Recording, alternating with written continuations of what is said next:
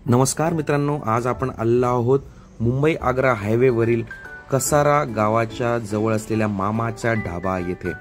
जर तुम्ही मुंबईकडून नाशिककडे जात असाल तर कसारा घाटाच्या जस्ट अलीकडे उजव्या हाताला तुम्हाला मामाचा ढाबा लागेल आणि जर तुम्ही नाशिककडून मुंबईकडे जात असाल तर कसारा घाट क्रॉस केल्यानंतर ड्रायव्हिंग साइडलाच डाव्या हाताला मामाचा ढाबा लागतो आणि हे आमचं अतिशय फेवरेट डेस्टिनेशन आहे। कधी आम्ही नाश्त्याच्या टायमाला तिथून पास होत असू तर नाश्ता स्नॅक्स तिथे करतो, जेवणाच्या टायमाला जेवण अतिशय उत्कृष्ट आणि फ्रेश पदार्थ मिळतात। रेट कार्ड बघू शकता तुम्ही, रेट सुद्धा अतिशय व्यवस्थित रिझनेबल असे रेट आहेत।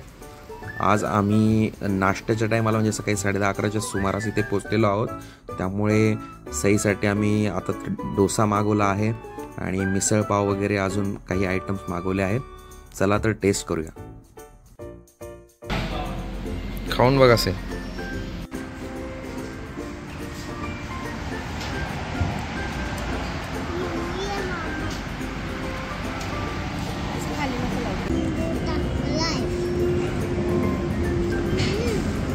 हे मिसळ पाव खास एकदम झणकेदार चमचमीत अशी मिसळ आमची आता आलेली आहे आणि विशेष म्हणजे ही काळ्या वाटाण्यांची वगैरे नाही उसळ, तर मोड आलेल्या मटकीची उसळ आहे आणि याची टेस्ट जी आहे ती जेव्हा केली तर साताऱ्याकडे जशी टेस्ट असते लाल मसाल्याची तशी टेस्ट या मिसळची होती। चव जाणार, मोड आलेली मटकी याच्यात दिलेली आहे, एकदम फ्रेश आहे।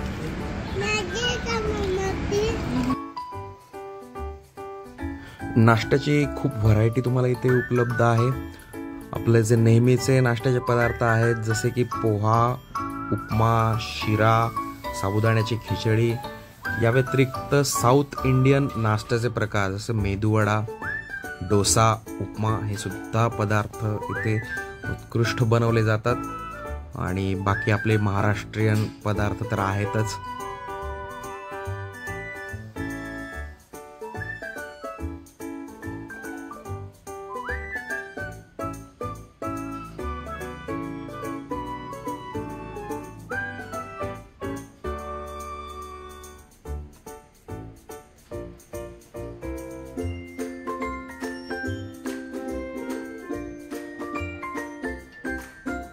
नाश्ता झाल्यानंतर बढिया स्पेशल 2 चहा मी मागवले आहेत आणि चहा बनवताना येणारा जो फेस आहे, रंग आहे, तो बघूनच तोंडाला पाणी सुटते। आणि मित्रांनो, या ढाब्याची जी लोकेशन आहे खूपच सुंदर आहे। तुम्ही बसलेत की तुम्हाला एका बाजूला जे कसाऱ्याचं साईडचे डोंगर वगैरे दिसतात, हायवेला लागूनच हा ढाबा आहे। आता तर आम्ही नाश्त्याच्या टायमाला आलो, पण जेवणाचे सुद्धा प्रकार इथे खूप छान मिळतात। पनीरचे जे पदार्थ आहेत ते 100 ते 150च्या रेंजमध्ये आहेत, त्याचप्रमाणे आपले जे सिजनेबल व्हेजिटेबल्स आहेत ते सुद्धा रिझनेबल रेटमध्ये फ्रेश तुम्हाला इथे मिळते आहे। तर नक्कीच तुम्ही या रस्त्याने पास होत असताना इथे जेवणाचा किंवा नाश्त्याचा आस्वाद घ्या। मित्रांनो, हा व्हिडिओ तुम्हाला आवडला असल्यास व्हिडिओला लाईक करा, शेअर करा आणि सबस्क्राईब करा। धन्यवाद।